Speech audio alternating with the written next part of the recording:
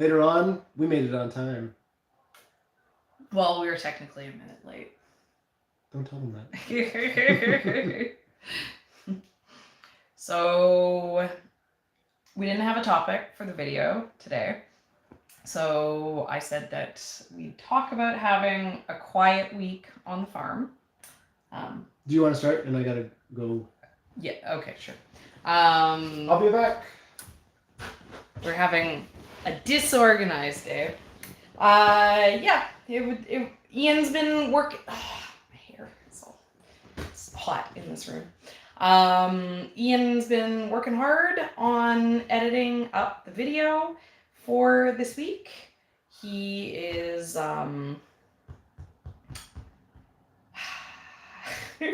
brain dead. Yeah, Ian's editing up the video for this week. He's been working on it for the last couple days. But yeah, this last week, we were kind of just taking it easy. Our employee isn't here last week or this week. And it feels weird to say this because this always used to be one of the busiest, craziest times on the farm or in the home garden, but this is actually like getting into the easier time of the year. You know, things like start like, oh my god, it's crazy, like super intense. And then, you know, in April, which is like April is like insanity. April and May, which is funny because like kind of end of May is kind of when we start having food. But yeah, so those first few months, and then it's really busy, and then it kind of, you know, it tapers off because we're doing less planting. So at this point, you know, we can kind of take a little bit of a break, and all we have to do is harvest. And you know, harvesting is a big job. You know, that's the job that we show in a lot of the videos. But I know people are always like, oh, like what else do you do? And we only show the harvesting kind of because it's easy to show that. It's easy to, you know, it's easy to show picking the veggies and picking the flowers and arranging the flowers and going to the market. But there's a lot of like maintenance work that happens on the farm. And so, you know, at this point, the weeds aren't as bad because we've kind of like done heavy weeding all through the spring when the weeds are the worst. And the planting is like kind of slows down. I still have fall planting to do. I have like a bunch that needs to get done. But you know, like kind of, I'm thinking probably next week will be like my big push for a bunch of planting. Yeah, so you know, it's nice to, you know, be able to have a bit of a breather right now. Yeah, so I saw someone asking about the smoke, and I know like people were asking a bunch on the Instagram. So there's a really big fire, or I guess maybe people are asking in the comments here too. Yeah, so there's a really big fire that is near us.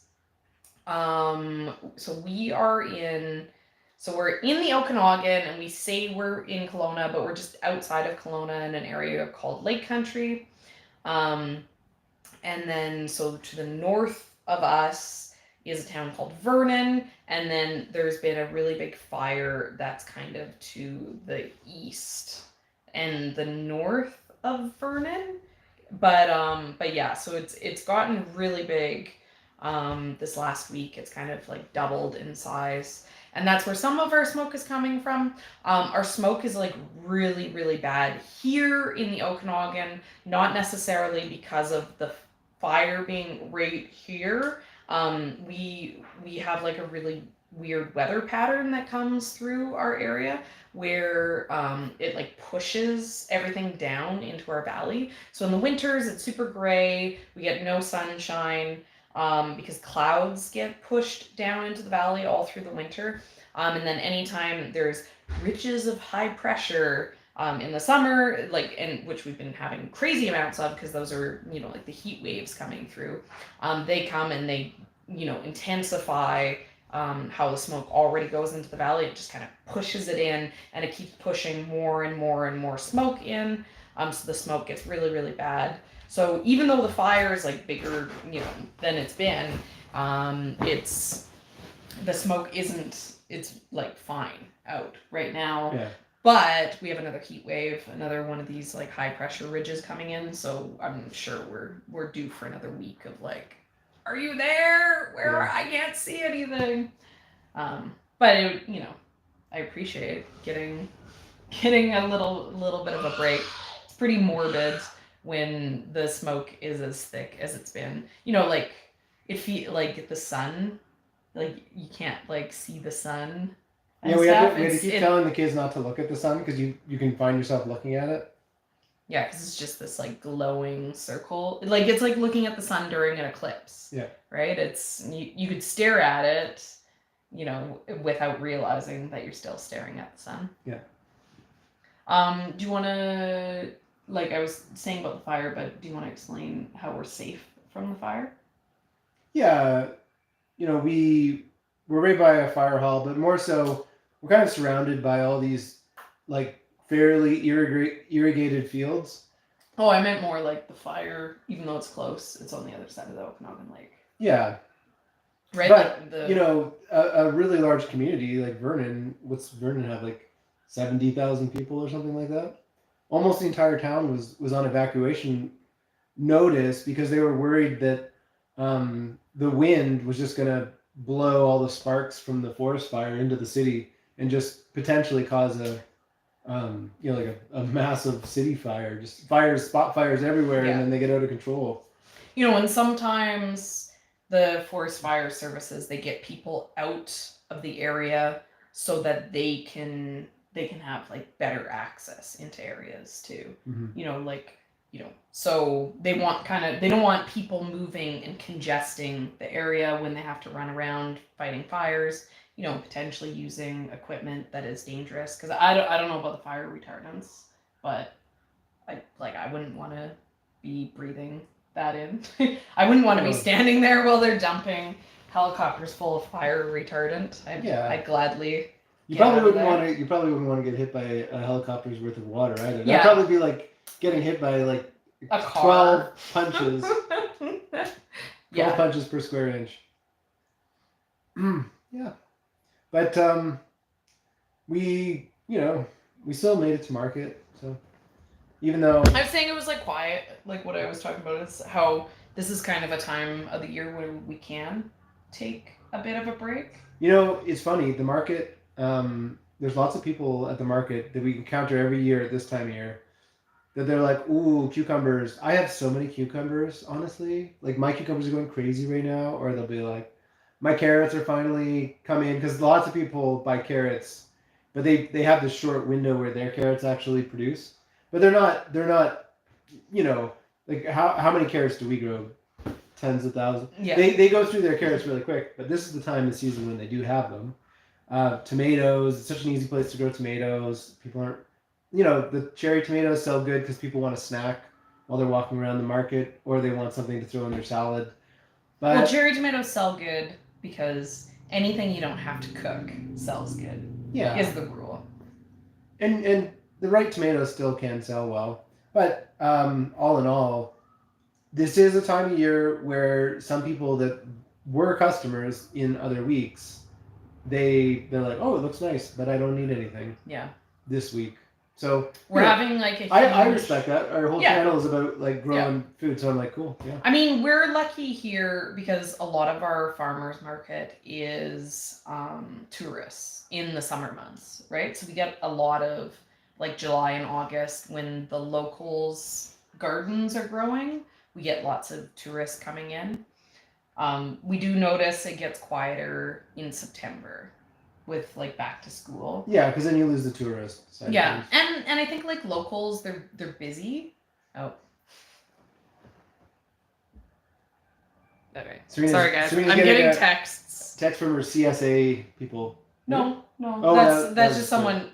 Someone's ordering flowers. Serena's been doing like Facebook Marketplace flower ads. Yeah, we've actually been selling like a good amount of flowers of people like stopping in, like ordering a bouquet and then stopping in. Not so much last week. But yeah, so the other thing that's kind of why we're taking it easy and why the markets is slow is like our town specifically is having a huge COVID outbreak. So, you know, like people are being more cautious. They're telling tourists to like, stay out of the area if they can. Yeah, So that, that that's, definitely slows things down. it started last week before last market where they were like kind of telling people like, hey, be cautious, like we're seeing lots of numbers. But it kind of, it takes a bit of time for the word to get out there. So I think that there's a chance that like the market was a bit slower because of that, just keeping some people home, and I anticipate it's going to be slower even more so in the week coming up. Yeah, I guess we'll see. The smoke plays the biggest role because if it's like really hot this week and the smoke gets really bad, Yeah, people smoke plus COVID. people will stay. Well, I think that the smoke, because the market or the farmers market's going to be open like no matter what. They got declared an essential service when the pandemic started. They weren't in the right category. They were in some other category where they were getting closed down, and now the government has specifically dealt with it, and they've put them in under essential service. Oh, like they're not an event. Yeah. That's probably what you mean. Okay, yeah. So they're going to. So the rule, because Ian brought this gossip home, and it didn't make a ton of sense to me because the farmers market never was shut down. It was just they could only have food vendors; they couldn't have craft vendors. But the rule that's coming in that could affect the farmers market is that there's no events allowed with more than 50 people. Yeah, but it's not a market. But it's not an event. I don't think it was an event. Right? But anyways, the farmers market will be open no matter what. So it's not the COVID thing. It's just that they may have mask rules. They were doing like a perimeter around the market where they were putting up like hazard tape, and so that people had to use specific entrances, and then they had to follow specific directions to minimize contact, and that was what was being done. I had to mark little X's where people could stand in front of the booths, like have two X spots on the ground. And so like they may do that type of stuff again.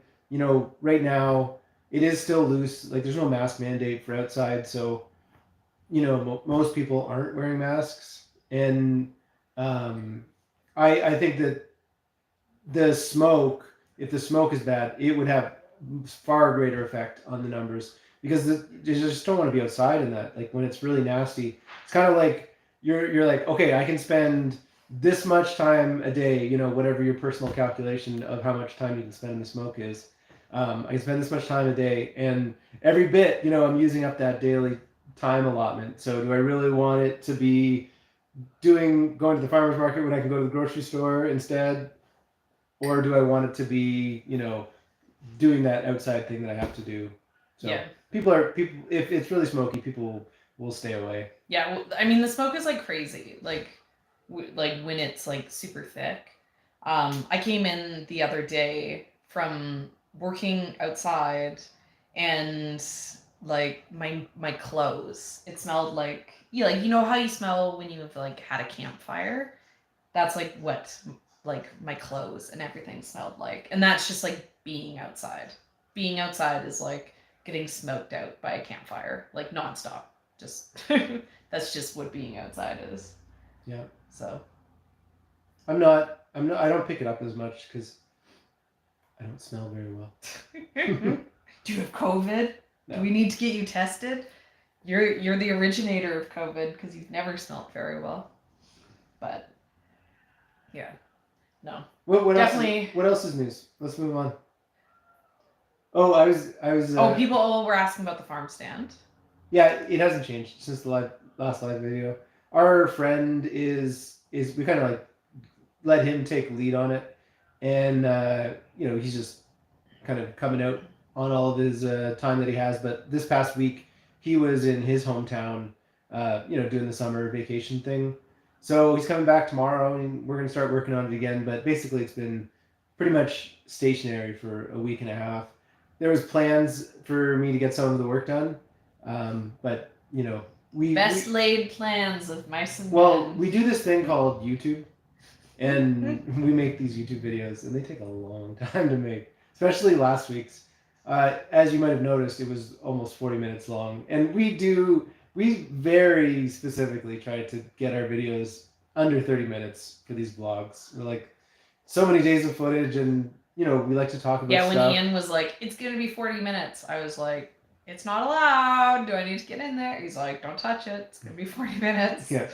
I was like, we don't have time. I watched those. Good. Yeah, I liked it. Yeah, like it would it would have been hard to find 10 minutes. Well, at that point in time, I was like, if I cut anything more, I have to cut out entire segments. Yeah. And then you start messing with does it still make sense, or maybe there's things that you want. I mean, you know what I would have cut out? I would have cut out all the bouquet making. Yeah. I would have been like, boom, all the bouquet making gone. Now we got 30 minutes, all done. But somebody came up to me at the farmer's market and was like, I like your videos, but have you ever thought about making 10-minute videos? they're like, they're a little bit long. But we have this format that works, and YouTube does a lot of sorting by how long of a video people like to watch, and the longer our videos are, the better that they seem to perform with YouTube, because YouTube, like, they perform well, and YouTube pushes them out a little bit when they're longer. So I mean, this is my opinion. We make a daily 5-minute video. You just have to, watch it 5 minutes a day. A binge. You have the choice. You can either watch it all in one sitting or 5 minutes a day throughout the week, right? I really liked last week's video, though, and I didn't really want to touch it. It was good. Yeah. It was good. Good. Like, everything looked really pretty. Yeah. The farm looks really nice right now. That was the one where I made that silly joke at the end too? Yeah. Where you're oh, that joke. I've had that joke in my head for a while, so I'm glad that it finally made it into a video. We need to hear everyone be like, oh, so I told my farmer that you can't eat the grass, is giving out 50% off. Somebody in the comments said that they were going to ask anyways, and that their farmer would honor it, but I don't think that that's a nice thing to do. Okay, so when I said that I make daily 5-minute videos, I meant you can choose to watch your half-an-hour video at 5 minutes at a time per day. Not that we're gonna make daily 5-minute videos, because we're not. But we also had a gag that we didn't have enough time to film for the start, where I said, like, so for this video you're gonna have to trust us that this is genuine. You did do that. I know, I did that. Oh. But then it was going to be me and Serena with, like, we just, like, it's like the end of the caterpillar tunnel, and then, like, we both kind of, like, come into frame from the sides, and we have this elaborate gesture interaction, like, back and forth, and then we overdub it, like, afterwards. Oh, thank you so much. Black wow, thanks. That's very generous. Yeah. Whoop, our son's here. You want to say hi?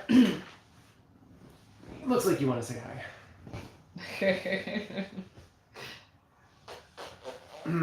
Oh, yeah. You got grabby hands? Did you have fun at school today, Sam? Yeah, Sam had a week off too. Yeah. Everyone had a week off. Sam's daycare. They take summer vacation. For they take like a 1 week vacation. I think they do one at Christmas too. So today I think they take like a week off. Yeah. In between Christmas and New Year's. Yeah, that sounds right. So, Sam is... I don't know what he did to his nose. He has some scrape on there. It's more visible, like, because it was about 3 days ago. It's more visible now than it has been, because it's all scabbed up. I think he like, just was running. He could have, like, just scratched his nose with, like, a toy No, or something. it looked like he was, like, maybe running and then he bailed. Yeah, I don't know. Yes, after, but it's going to be a long time. The kids have a game on my cell phone that they're obsessed with. Like a little farming game. It's like a little farming game. And I keep telling them, I'm like, if we all work together on the farm, you can have a bigger and better farm. Be me. And I'm like, just like when we all work together on our farm. But if only real farming was as fun as video game farming, right? Where you're just like go harvest the corn. Okay, the corn is harvested. Well, the kids harvested all Sell the cherry all the corn. tomatoes. Oh, their corn is all Yeah. sold. Yeah, that'd be great. Yeah, because is that in the video? We were pretty busy. Because all in this video that Lynn's editing, it was like classic back to like Serena and Ian chaos. All harvesting was done on Thursday and Friday. So we were, and it was just there's a bit of harvesting, some like squash harvesting. Yeah, I guess. But yeah, so it was a hectic harvest. So we didn't have as much time to film. But we made the kids. Okay, no, Sam, no. The kids were the ones who harvested all the cherry tomatoes. Harvesting the cherry tomatoes is actually like a pretty simple job out of like the list of jobs that we give them. And we pay them like our pretend money. We pay them cutie bucks, and then they get to have prizes. So they can go. They know how to do it 100%. They don't need to be supervised. No. You cannot put magnets over by the phone. Okay, it can break the phone. Okay. But yeah, so they got sent off. They went to like go pick all the cherry tomatoes, and I think between the two of them, they picked like 30 or 40 baskets of cherry tomatoes, like little pints. That's what we sell them in. So they did a good job. They did all the picking that we needed done. So I can't complain too much that they only like video game farming when they were such great helpers for us this last week.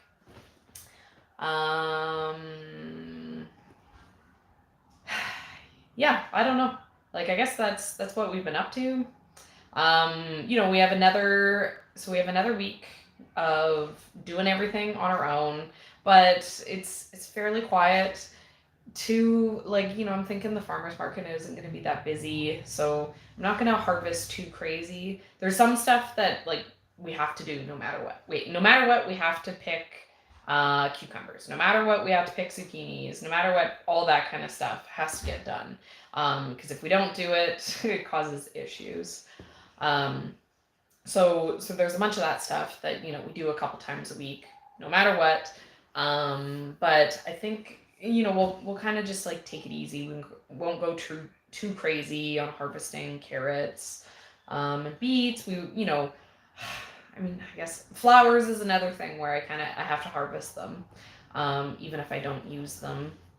But I might just get in there, right? Because if you're not constantly picking the flowers, then then eventually they stop producing flowers for a lot of the cut and come again varieties, like the zinnias and the cosmos, all that kind of stuff. So I need to be picking, but I could probably go in there and do a pick. Even like tomorrow, I could go and pick a bunch of stuff just to get it out of there. Somebody just asked about comments back. The comments were turned on by YouTube completely out of the blue. We just got an email and it said, basically it said that they'd improved their ability to scan the comments and find the troubled comments and then, deal with them on their end. Smarter AI. Smarter AI. Basically. So they were able to turn the comments back on channels like ours and lots of other channels that we knew of that had lost content or their comments at the same time. Yeah, everyone got them back. Yeah. It was like, platform-wide change, which I never thought that was going to be the end of that story. I thought everyone was going to lose comments. I thought they were going to get rid of comments on YouTube. But obviously they realized comments are super important to people.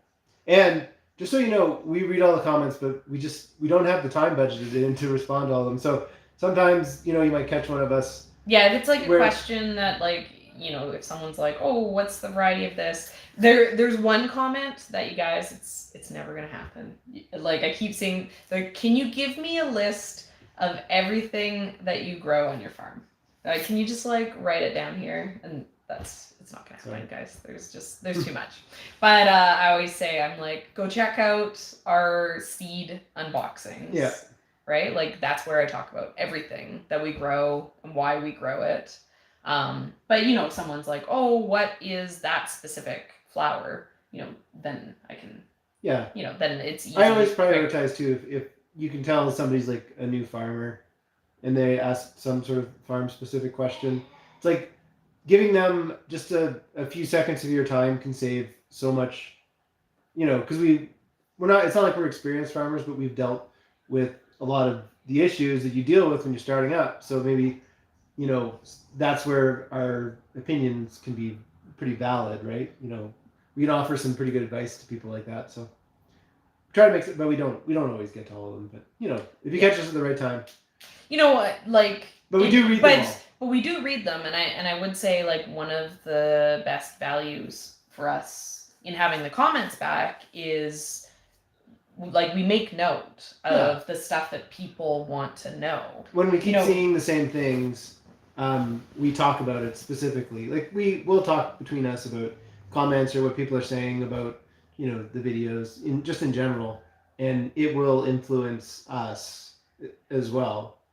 Like, people felt very strongly about us dyeing some sunflowers. You know, some people I thought the comments on the sunflowers was amazing because people either really liked them or they really didn't like them. You know. Yeah, I think everybody recognizes we were just like trying something out. Yeah. And you know, see how it turns out. I was pretty neutral on them. I was like, yeah, that's like kind of funky. What I was expecting... honestly, it's not the bouquet I would have bought, so I don't blame anyone for not all buying it. All the other bouquets looked so good that week. But what I also thought was, I thought that there'd be some more kids that were interested in them. Yeah, because that makes sense. A lot of kids are the ones who pick out the bouquets, right? Like, say you've got like a 4-year-old daughter and, you know, your dad, and you're at the farmer's market. I actually, in this next video, I might get to it finally. I have the stereotype of all the different people who buy all of our different customers that buy at farmers markets. They all fit into these little categories. And I don't even know this. I know. You haven't told me this one. Well, I talked a little bit about it. But one of them is the dad buying the daughter. No, buying the mom. Dad buys mom a bouquet with kid, and then, hey, why don't you pick out the one that mom would like the most, right? And that's when I was expecting to sell the dyed sunflowers, because I thought the kids might be attracted to the, you know, just the unique look. Kids don't have the best taste, so they usually go for like the bright sunflowers, right? Is that like the kid one? Or, you know, if it's a girl who is like dressed in like a party dress, maybe she goes for the pink one. You know, if it's there's all, you know. I guess everyone has their own. Everyone has their own. Yeah. Sometimes... Though I do notice men. So when we do our roadside stand, men who pull over and are like, I'm gonna buy this for my wife. They always buy like Cosmos, like fluffy. Yeah, like the ones that I'd say look romantic, and women never buy those ones for themselves. I always laugh because I'm like, this is like the stereotype of like what a dude thinks a woman wants, but she doesn't actually want this. Obviously, she'll be stoked. She's gonna be stoked to like get a bouquet, but like this is not what she would have picked for herself. This is kind of like, remember the joke that in a way launched our channel to the like recent success. I don't know. The cut flowers for beginners video. It starts off with my husband's so cheap. He refuses to buy any flowers. So we started this flower farm. So I started a flower farm, grow them myself. Yeah. No, Ian never would buy me flowers. It's not cheap.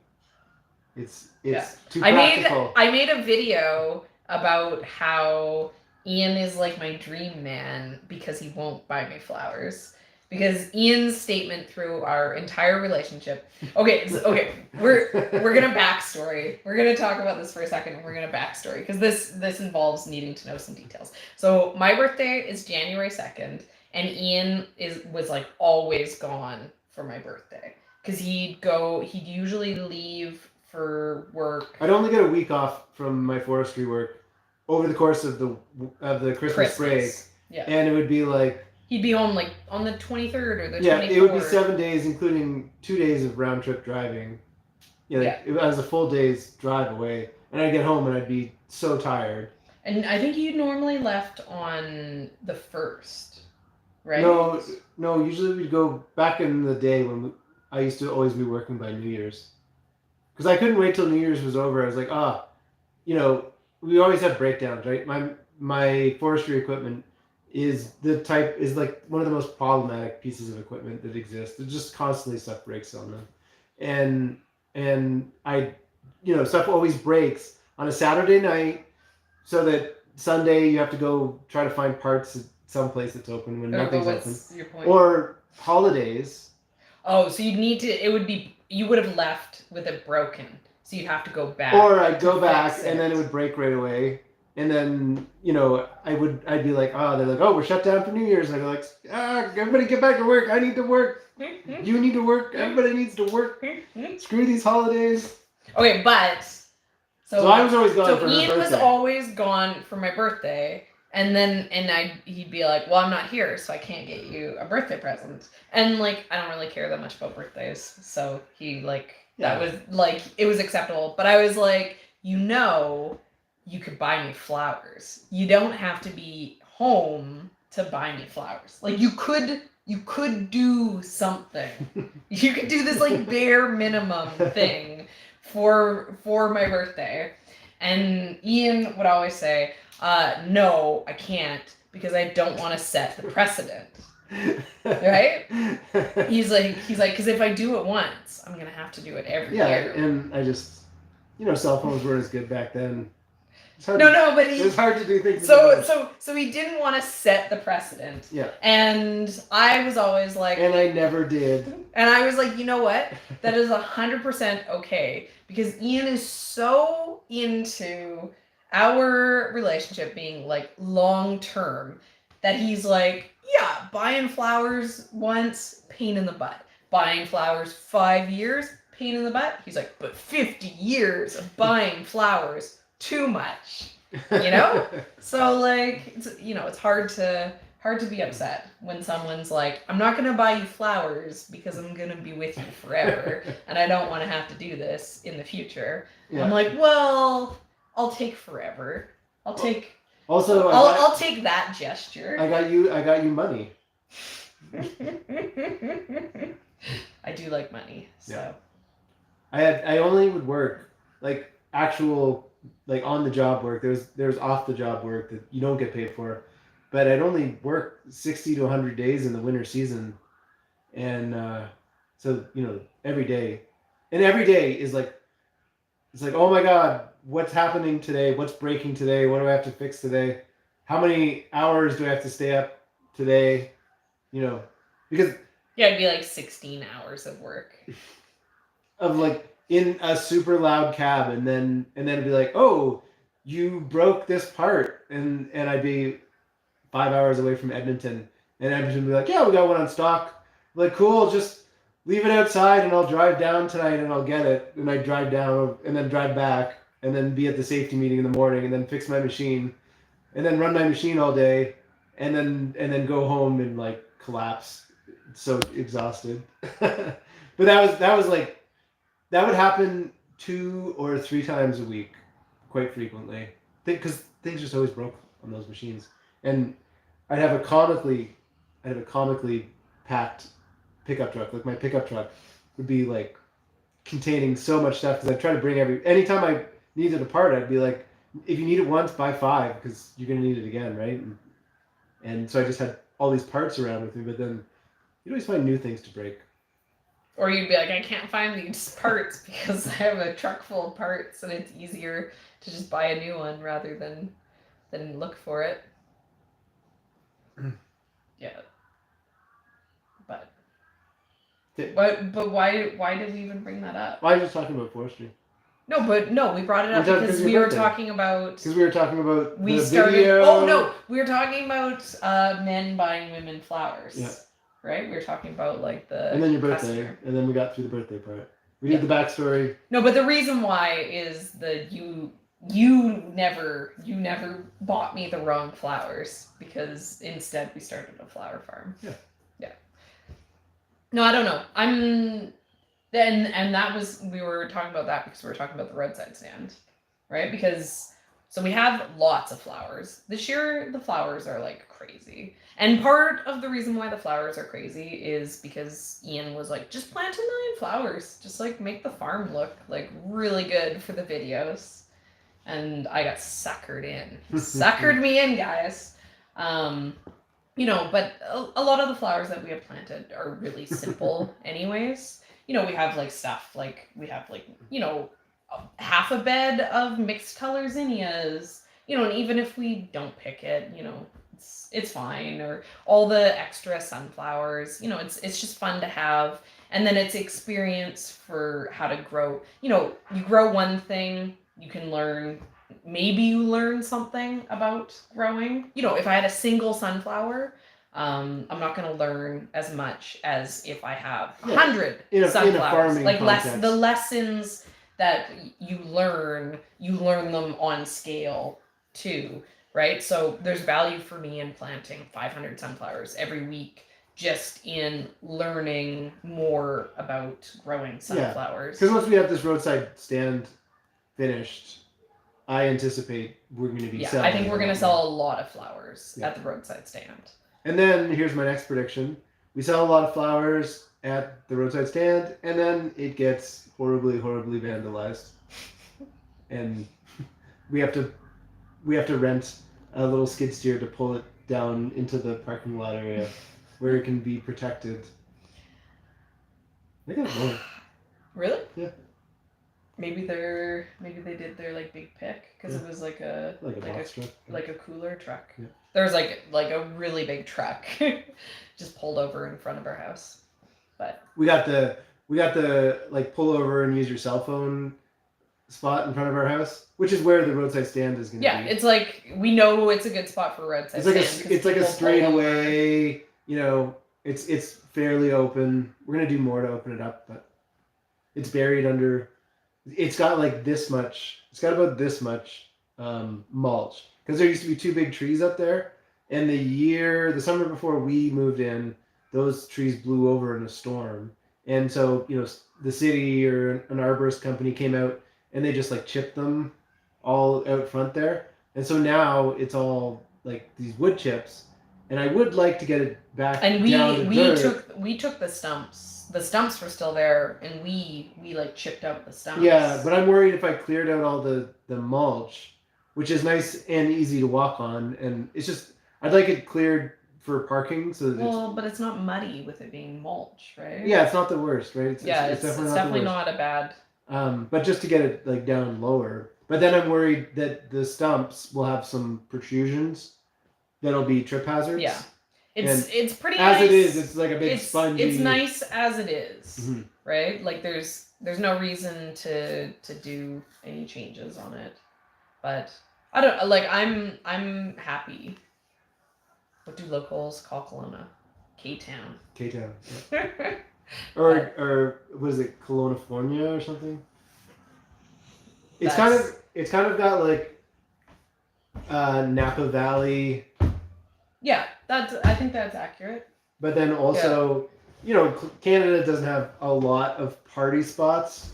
Yeah, it's definitely like a party. It's like a vacation center, right? Because we have all these lakes, and they're not like fishing lakes. Like they're swimming. They're like I'm taking my cigarette boat out and and like the Okanagan Lake is like really. Really big. Yeah, it's over 100 miles long, I think. Because it's like 184 kilometers. I don't know. It goes from Vernon, like, down to Penticton. So, like, it goes through, like, lot of areas. It is skinny. Yeah, but, like, skinny is relative, too. Yeah, like... It's, like... Like a mile across in spots. And Yeah. Probably a couple of miles across in other spots.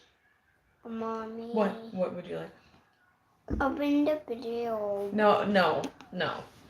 He's trying to get us to get off the video because he wants to play the game. Go play on your sister's tablet. He wants to play the farming game. He he was in school today and he got out of school and he's like, so when we get home, can I have the cell phone? Because I need to play my game. Everyone's into this farming game. All the kids, they want to play it. Yeah, okay, so I saw someone asking a question about horse manure being if it's gonna have lots of weeds in it, and my guess would be yes. And then you hear all these nightmares about people talking about the different feeds. Have you heard this? Like people buying manure and then it's like full of Roundup residue, right? Like but I don't know. Like it wouldn't be on hay. Yeah. That would be more like grains, like more like cow manure. Yeah. And like the. Let's talk some more about Kelowna. Okay. Because I love Kelowna. Yeah. I think Kelowna is amazing. There's a reason because it's like a party town. Like, why would you not want to? I guess if you're like not a party, maybe when like living in a party town. There's a lot of people who like live in the interior of BC who don't want to go to like a party place, and instead Kelowna is like, oh, the traffic nightmare, because to cross the lake, everything funnels into the bridge, the only bridge across the lake, and Kelowna's kind of like halfway down the lake, so there's no other way around it, and it just becomes this gridlocked traffic nightmare during the summertime, and so lots of people they don't get anything from it being a party city, and all they know is that whenever they have to drive through Kelowna, they get stuck in traffic. And also, well, a lot of the people who complain about the traffic, right? Because everyone complains about the traffic because you have to cross the bridge to get into town, but it's because there's cheaper housing on the other side of the bridge. Yeah. So they buy on the other side of the bridge so that they then have to cross the bridge to get anywhere to do anything, and then they complain about the bridge. I've worked with lots of people that don't live in the Okanagan as well, and they're just like, it's too hot for me. It's just straight up too hot for me. But it is a dry heat. It's so like, I find it very tolerable compared to the because I saw someone humidity. else asking, they're like, how do you handle the heat? And we like the heat. When you see us outside in the long shirts and stuff in the summer, that's hot. That's cooler than having your sun exposed, your skin exposed to the sun. It's like when they have like the draping in like the traditional desert nomadic cultures and stuff. Like it's like that, and because it's dry, right? So you drink water to stay hydrated, but it's not sticky underneath, right? Yeah. Like it's very comfortable. Yeah, and then when you're covered, and then it has to be something breathable. Like it has to be cotton. If it's like anything, like if it's like I have one shirt that's like a polyester shirt. It's like a cotton poly blend weird thing.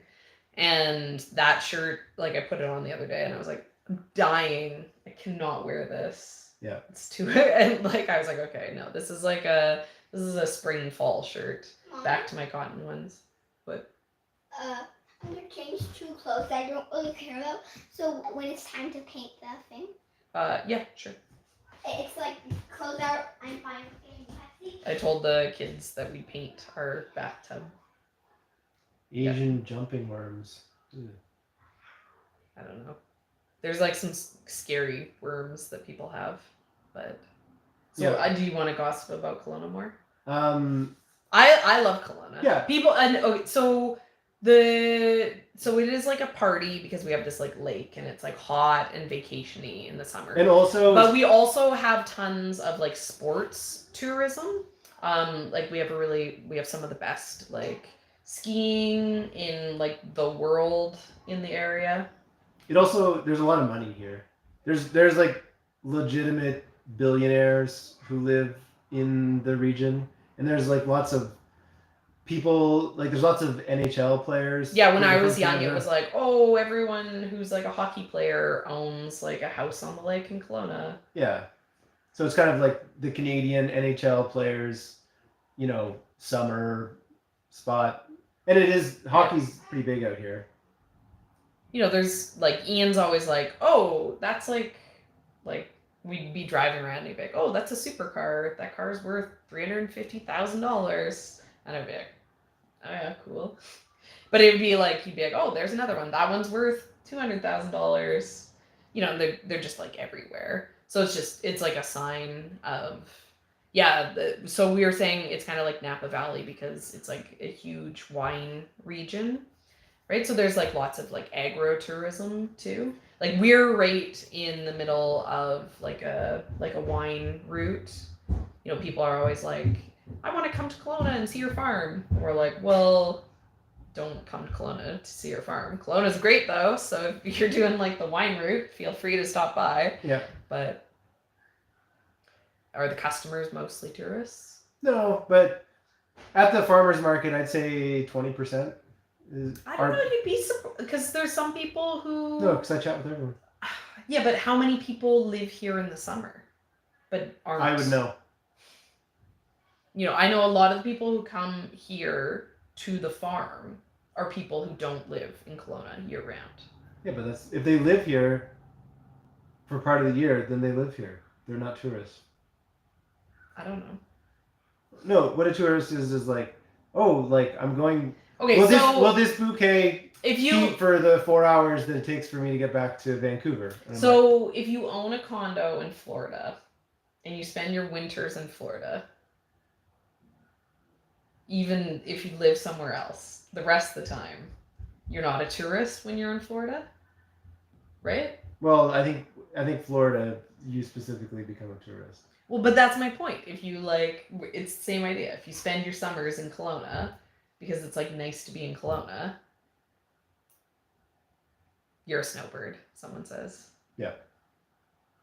So what? So we need like a Kelowna version.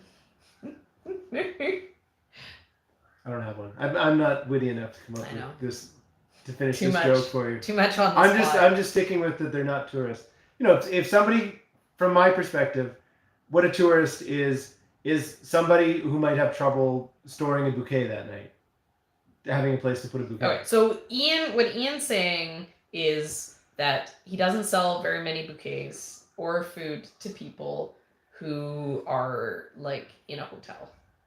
Yeah, like if you're in a hotel, it's hard to sell a bouquet to them because tourists will come through and they'll be like, these flowers are fire. They look great. And I'll be like, yeah, no. And then they'll say, and I'm like, ooh, here comes the sale. Here comes, and then they're like, we're leaving town tonight, so we don't have anywhere to put it. Otherwise, I'd buy. I think a lot of people and then, come and vacation in Kelowna, though. Can I take a picture? Sure. I think a lot of people who vacation in Kelowna don't come for just a couple nights, though. I think a lot of people like rent a place and stay for. Yeah, like obviously, it's a tourist destination. There's a wide variety of durations of stay. Okay, more Kelowna gossip. Okay, so here's like a unique to Kelowna thing. So we have like some really good restaurants, but restaurants in Kelowna really struggle because they're so dependent on all the tourists in the summer, and then there's like not the tourists in the winter. So right? you build this big facility to be able to take. Just show it to that paint on it. Okay. You build this big facility to be able to deal with. That's a good idea for wearing that. To be able to deal with the customers. Yeah, so made that painting. Yeah, you guys should probably also find some cardboard and go spread some cardboard out. Why? So the paint doesn't get on the ground. What are you painting? The bathtub. Oh yeah, they're gonna help. Yeah, the kids, they've given up on playing the video game. Now they're getting ready to go paint. I'm going to pay that after I'm done painting. Sounds good. Okay, it's a good idea. You guys get outside and you get it all prepped up. Go do your prep. Go check it out. There's a good short says I've never seen this shirt. He's got it on backwards. I don't know where the shirt came from, Sam. They're kids' clothes. Yeah. Wait. Looks pretty good. Yeah, it looks pretty good. I know. It's The missing paint will teeth. get on your arms. Oh. Yeah. No, I don't know. I like Kelowna. There's like, okay, here, more Kelowna gossip. It's very expensive to live here, and it's always been expensive to live here. Like even like when I was young. Yeah. And they call it the sunshine tax. Yeah. It's more expensive to live here because everyone wants to live here. But it's not just that it's more expensive. It's also that the wages were traditionally kind of like, yeah, the wages were low, and it was expensive. so the sunshine tax applied to things being expensive, but the sunshine tax also applied to your wage being low. You know, if you're like, oh, I can't believe they're only paying me this much, then somebody would respond, sunshine tax. Yeah. And then you'd be like, yeah, I know the joke. But I mean, it's nice here. You don't need to go on vacation. Yeah, there's a reason. So you don't need to make a lot of money because you can just live here, and that's great. Yeah. Whereas all these other places where you live and you're like, I gotta work hard and make money living here so I can like escape. See, we're good with money because we don't care about what kind of car we drive. We don't take vacations. Well, we do care about what kind of car we drive. It's got to be a cheap car. Yeah. What about this one? No, Sam, I think what you got is Yeah, I think perfect. what you got is good. Go find you and your sister. Go find some cardboard. No. No, because then you can take a shower and wash your arms Yeah. off after. No. Okay, Okay, we'll well put then that go on. find something different. We're trying to get them busy. This nice. They're very very needing to have my cell phone today, apparently. Yeah, I don't know. I really like it here. You know, Mhm. I like the hot summers. You know, I like the dry. You know, and the winters are really temperate. Doesn't get like crazy cold here. The fires are a mega bummer. Yeah. You know. And like watch all the fire videos, you know. and the fire bears. Yep. Yeah, the fire bears are also a bummer. Yeah. I like how can you just go with your sister, please? Here, I'll tell you what. Do you guys want another freezy? Why don't you guys go get a freezy? Yeah, like I like how dry it is here. But it would be nice if it wasn't so dry. You know, like this year we're having like major drought. You know, and like I've followed what's going on down in California. With like year-long droughts, you know, like, and it's like, ooh, you know, we're so dry here, you know, a lot. So all of our water for irrigation, it comes out of the mountains. It's like snow that melts and then flows down into the valley. So we're less dependent, like we're not super dependent on rain, for our like our water. But They don't care what. yeah, that's perfect. Yeah. But drought in the mountains affects us too. Yeah. So, you know, there's good things and bad things about anywhere you could live. You know, but I do like the heat because Ian and I, we met in like I didn't live here. Like I grew up here in the Okanagan. But we met living on Vancouver Island, which is like rainy and temperate.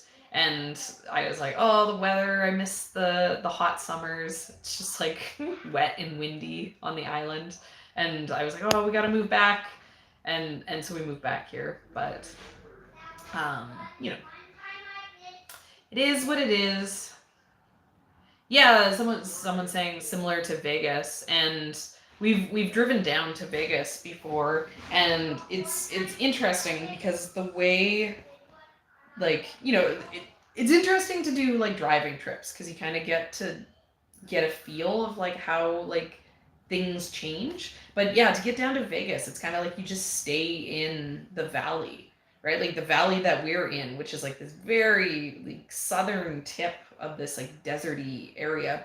You know, you just keep driving down, in the valley just kind of like widens out down into the Vegas area, so we do have some weather like the weather patterns are kind of really similar, in the same kind of idea of how, it's in the bottom of the bowl surrounded with the mountains all around, except for down, we get enough water here that the bottom of our bowl is then full of all the lakes, and that's why we have so many lakes in the area. Yeah, I don't know. We're almost at an hour here. I don't know if you guys have any questions. We could probably do questions for a little bit. But then I probably need to get going. These children, they're all ready to paint. We bought a clawfoot bathtub. We bought a metal bathtub. We've been on the lookout for one for like years. I've been telling Ian I wanted this for like a decade. I was like, this is like my swimming pool. Yeah, and so we finally found, they're always like $1 million. So we finally found one. But it's like very ugly. So it needs a paint job. So the kids are excited about it. Okay, so fire update. I did a fire update at the beginning of the video. But basically the fire isn't gonna get us. Someone's asking about my scrunchie. I don't know. Leah. Did you make that or? I don't think I made this one. So Leah, she turned 7, and she's always been such a girly girl. And like she was obsessed with like party dresses, and she's like obsessed with her hair. She's like, I have the most beautiful hair. So she's turned 7 and now she's like obsessed with jewelry. So for her birthday, she got all these like hair accessories and all these little like kitty necklaces, like she's got like something here, like a little, like all those like little kid jewelry stores. We like took her there and bought her some stuff. So now there's like scrunchies all over the house, and I'm like, yeah, okay, whatever. Someone was asking how the flowers and the veggies are.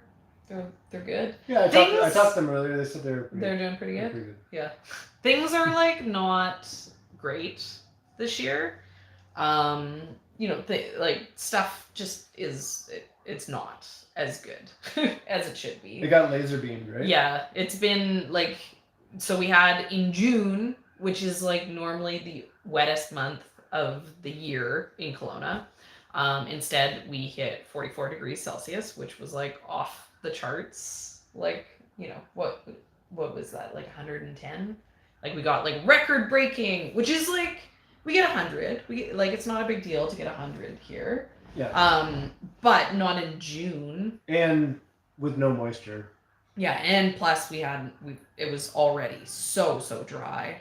We got rain this week. That was the first rain that we've gotten basically since then. I think there was one day a couple drops fell, but yeah, this is the first time measurable rain has fallen. The thing about our forecast is it can say rain, and the rain isn't even enough to completely cover the ground.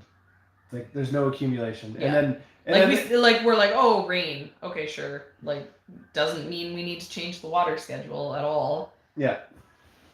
So it was like it's definitely had an effect on all of the crops. Someone's asking, do tomatoes thrive in the dry heat? And they do. Tomatoes love it here. There's like no tomato disease because of the lack of humidity. There's a lot of like mildew and like kind of fungal diseases we don't really struggle with. And then the no water also keeps pests down. Yeah. Right? Because except grasshoppers. Except for grasshoppers. We have a plague of locusts always. But yeah, it's really easy to grow tomatoes here. And the tomatoes, but even the tomatoes, it's hard to keep the skins and them not cracking. The thing about the heat too that I do think is important is regardless of how like we as people or our tomato plants can deal with the heat, our province, just the natural ecosystem can't handle this heat. Yeah. and like the forests are all just Yeah, like trees are dying. trees all are dying over the everywhere, place. and like the animals are stressed and Yeah. just We had like a coyote who was like coming because we got rid of the chickens. We talked about this, but we had a coyote that was coming like during the day and trying to go after the chickens. And I assume that was from drought. They're just them being so desperate for something because the drought affecting. So the drought brings the animals in more out of the woods. It's it makes just them more brazen. yeah. Oh, someone asked, do the flowers smell like smoke? I don't know. If they do, no one would be able to tell because everything smells like smoke. It's not like the food tastes smoky. We are closer here to the fire than where the market is, though. And when I came back from the market the other day, it was clear at the market because it was kind of raining that morning, and then so that cleared the smoke out of the air, and then at the end of the market I drove home and it was smoky here, but it hadn't been smoky downtown. Yeah, because we're just pretty just close a little to bit it. closer. Yeah, and like weather patterns, like the weather can be super different here depending on where you are on the valley. Sometimes it blows across, sometimes it blows down. Mm-hmm. This week is going to be probably one of the it could be a bad week for this fire because the fire is like 55,000 hectares.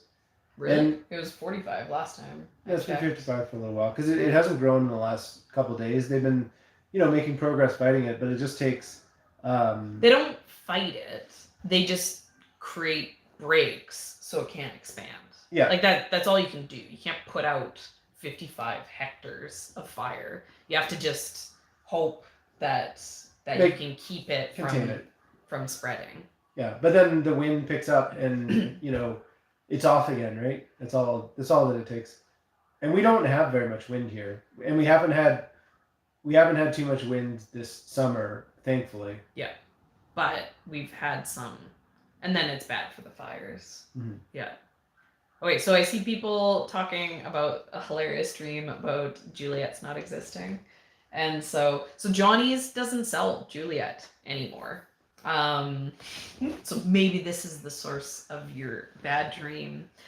Johnny's is they're not carrying Juliet. They've replaced it with Verona because they said that they this is better. And I trust them if Johnny says it's better. So I bought them. I have them growing, but I never label anything. And I can say I can't tell. I don't know what is Juliet and what is Verona. So that means that I'm happy with it. They're both the same. Yeah. So I'd happily do the Verona because the thing that I love about the Juliet is how highly productive it is. It's aroma. It's not. It's a meaty, dry, bland tomato. It's aroma tomato. That's what they taste like. So I know some people don't like them because of that. They want they want something that has a different flavor. Like cherry tomatoes have the most flavor per square inch. Well, they're just different. When you're ready to paint. 10 minutes. Okay? But you guys didn't, you have to go get the cardboard. Yeah, but so they were saying that Verona had a better flavor, but I was worried that maybe they'd gone with Verona and sacrificed production. Okay, no, go find some outside.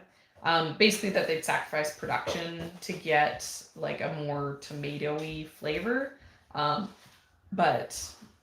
But yeah, no, there's none that are slower, so I'm definitely happy with it. Someone else asked. Oh no, I don't know what was our comment about on Kurt Stone's video. What? Permaculture myths? It's probably something about a herb spiral. we like permaculture. Yeah. Right? We were inspired to do this. We're super inspired by permaculture. We used to sit around and watch these little Jeff Lawton videos where he'd go do these tours. And part of what this is building a little paradise. We see all these people with their little paradise. It's oh, can you imagine if we had our little Kelowna paradise, right? So well, and we were we were doing a lot of stuff that is like permaculture inspired. The thing is, but it's permaculture isn't farming, right? Yeah, permaculture isn't farming, and it's also like it's really hard to do when there's like zero, when we don't have any moisture. And what we do have, we have really sandy soil, so it's like all the earthwork type stuff. It doesn't matter. Nothing that is permaculture is about being a profitable farm, right? Yeah. So talking about like permaculture in the context of like, because I can only imagine like the type of comments Kurt used to get when he's like, here's how to like be highly efficient on your like small scale farm, and then he's probably getting all these like comments from permaculture people, and it's like, it's like night and day, right? It would be like asking us like how to do meat chickens, and we'd be like, don't grow veggies. Yeah. We like how to properly do meat chickens is nothing to do with us, right? Yeah, and he'd be doing like talks about spin farming at permaculture conferences. Yeah, totally. That's like in the long ago. Back in the long ago. Yeah. No, but we make fun of herb spirals, right? Yeah. Because herb spirals, I mean, I get it.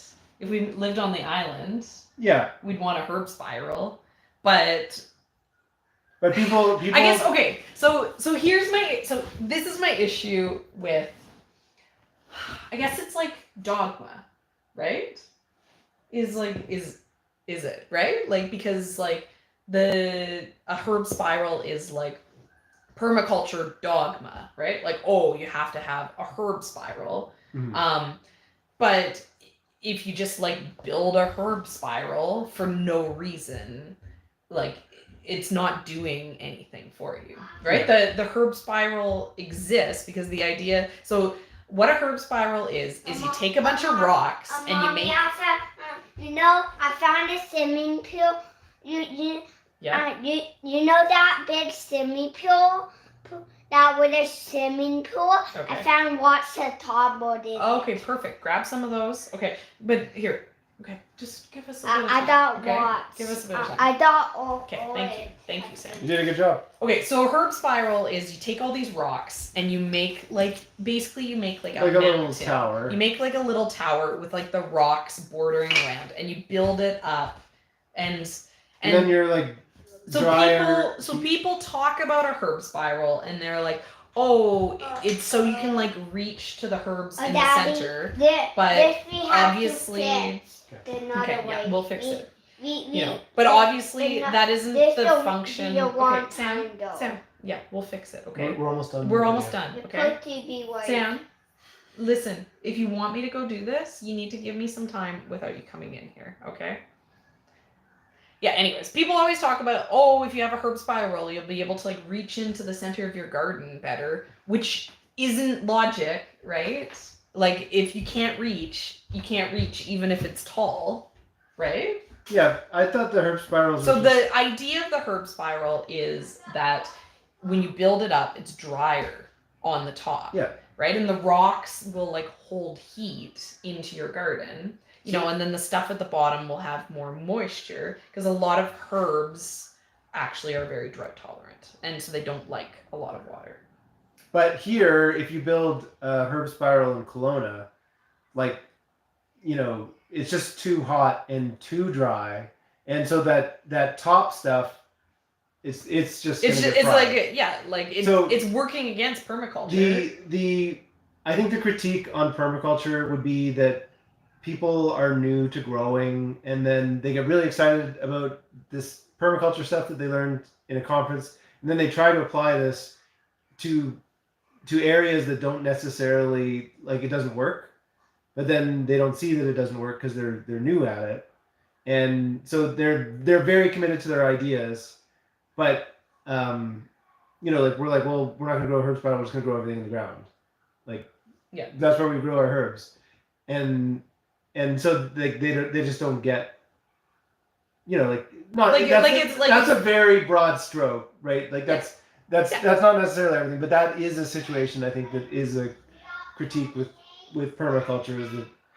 Well, I think the dogma is like the right word for it, right? It's like someone, and our other issue is that permaculture design courses, right? Yeah. Which are like the ultimate pyramid scheme, right? Because people will take this like permaculture design course, which, I mean, if someone is properly teaching you permaculture, the thing they should teach you is you need to go and you need to learn the area that you're growing in, right? Yeah. And like any broad stroke course isn't going to teach you that, right? Like grow in tune with the area that you live. Yeah. Is like what's so wonderful about permaculture. But if you go and you take a permaculture course, they have to teach you something, right? But they can't teach you anything specific, right? Because it all has to be very. Yeah, I'm sure lots of them are specific to what they're growing in their region. But if you live in a different region, then that information might not be. Yeah, like, exactly. Because it's about what plants can I put in these different. No, Sam. Okay, you're being bad. Okay, wrap it up. Yeah, but so all these people end up taking these permaculture design courses, and they come out of it with all these ideas that they are like very like cut and dry on. They're very dogmatic on, like herb spirals. But they get so sucked in to the outline of the course that they forget that the whole point of everything they learn in the course is to grow, in tune with their specific spaces. And then because they don't understand that, it snowballs into more and more misunderstandings. Yeah. And then, the other joke is everyone does permaculture and then they're like, I'm so inspired. I want to do this. I'm super passionate about this. So how can I do this as a job? How can I make money? How can I make money from permaculture? And the only way you can make money from permaculture, because it's not a high production system, it's just about like how to like create a landscape that has food in it, essentially. Yeah. So the only thing that you can do to make money is to then teach a permaculture design course. There are permaculture designers who do make a living off of it, for sure. But I don't think a region can support a high number of them compared to the number of permaculture design course graduates. I mean, and I just don't want to see people. I never like to see people getting ripped off, but yeah. I'm not saying that a permaculture design course is a rip-off, because it doesn't mean you have to use it even if you get value out of it and you're like, that was worth it for me. I had a good time. I went and talked about plants with people and I learned some stuff, and yeah, that has value. That obviously has value. But some people are definitely coming out of them and being like, okay, like I got that step, now this is my ticket to making some money, and I always want people to know things before they do stuff like that. I guess so maybe where I come from is I see these people and they come out of it and they have all the passion and none of the understanding. Yeah. Right? And but so we should, because you're going to do that painting and I have to get back to the video. Okay. I got a lot of video to edit, so we're going to leave it here. Thanks for joining us, everybody. Yeah, and we do like permaculture. Yeah. Like I said, we literally would re-watch over and over again all of those Jeff Lawton videos. And I read tons. And we're going to paint the bathtub today. We're gonna paint the bathtub. Yeah. Okay. Yeah, I read tons and tons of books. Yeah. I read all the foundational texts of permaculture. And I dreamed about, when we were looking at properties, I dreamed about getting a 6-acre place that was kind of down in the valley. Yeah, we talked about the perfect permaculture. There's a creek running through it, and all the ground is moist, so you could plant all these. You could plant a permaculture orchard, and you wouldn't have to water it in Kelowna, right? So cool. Which is insane. So you could have this really, really cool space right in Kelowna, and so there's absolutely no like, was it love lost? Is that the right saying? I love permaculture. Yeah, we like, yeah. It's totally. just that, you know, there are some critiques to it, I think, that apply. Or like, it's fun to poke fun at stereotypes. It is. Right? We're not about that. So, anyway, we got some work to do. Thanks for joining us. Yeah, thanks so much for hanging out, guys. The next video won't be out tomorrow, but it'll definitely be not tomorrow, but soon. And when you ever come back. Yeah, well, Don't they'll yell, be please. back next week. Don't yell. Hopefully. Okay. Yeah, Okay. Close it down before the kids start yelling. Okay, thanks, guys. It's time for painting. Oh,